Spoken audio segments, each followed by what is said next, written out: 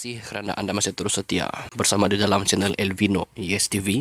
Jangan lupa untuk tekan butang subscribe supaya Anda tidak ketinggalan dengan semua perkongsian berita yang saya akan kongsikan di dalam channel ini. Untuk berita hari ini dipetik daripada Sinar Harian. Laluan berduri menanti bersatu.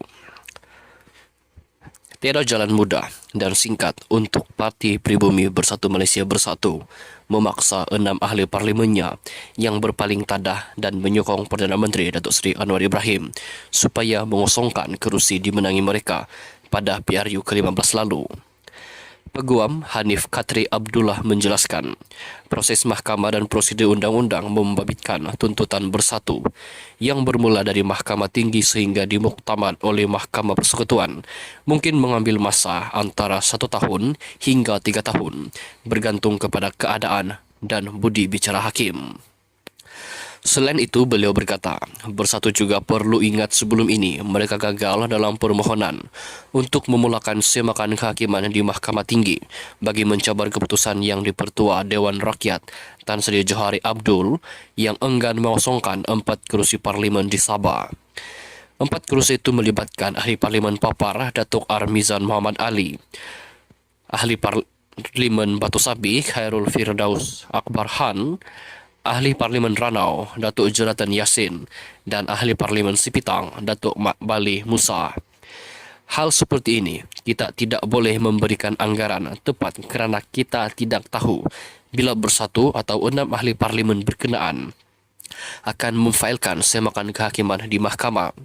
Kita juga tidak tahu sama ada mereka akan memfailkan semakan kehakiman secara betul dan lengkap atau tidak lengkap. Jika permohonan tidak lengkap, proses memfailkan semakan akan mengambil masa lebih lama, katanya kepada Sinar Harian. Hanif Khatri berkata, demikian mengulas laporan media bahawa Masyarakat Agung Khas Bersatu pada Sabtu meluluskan pindaan perkara 10 perlembagaan bersatu yang akan membolehkan 6 ahli parlimen mereka yang bertindak menyokong Perdana Menteri mengosongkan kerusi masing-masing. Tindakan itu perlu, kata Presiden Bersatu Tan Sri Muhyiddin Yassin, kerana perlembagaan bersatu ketika ini hanya membolehkan kepimpinan bersatu menggantung 6 ahli parlimen tersebut tanpa memberi kesan kepada kerusi parlimen mereka. 6 ahli parlimen bersatu yang menyatakan sokongan kepada Anwar adalah Datuk Zulkifli Hanafi, Datuk Syed Abu Husin Hafiz, Syed Abdul Fasal, Zahari Kecik, Muhammad Azizi Abu Naim, Datuk Iskandar Zulkainar Abdul Khalid dan Datuk Suhaili Abdul Rahman. Tambah Hanif Khatri, bersatu juga mungkin terpaksa menunggu sehingga kira-kira sebulan bagi membolehkan Jabatan Pendaftaran Pertubuhan Malaysia ROS untuk meluluskan pindaan perlembagaan yang antara lain mengandungi frasa bahawa mana-mana ahli parlimennya yang melanggar arahan Majlis Pimpinan Tertinggi MPT dianggap sebagai keluar parti. Biasanya ROS akan membuat keputusan dalam masa 30 hari bekerja. Jadi saya rasa ROS akan membenarkan pindaan perlembagaan bersatu secepat mungkin, namun cara pindaan dibuat tidak boleh ke belakang atau backdated secara licik dengan meminta ke-6 ahli parlimen berkenaan membuat keputusan semula.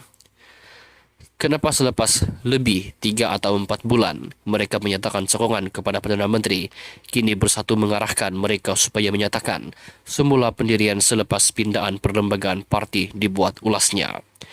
Berikutan itu, Hanif Khatri mempertikaikan kenapa bersatu baru berbuat demikian, kerana banyak pihak sudah memberi cadangan supaya mereka memindah perlembagaan parti sebelum PRU ke-15 lagi. Sekian saja dulu perkongsian berita untuk hari ini. Jangan lupa untuk tekan butang subscribe. Bye-bye.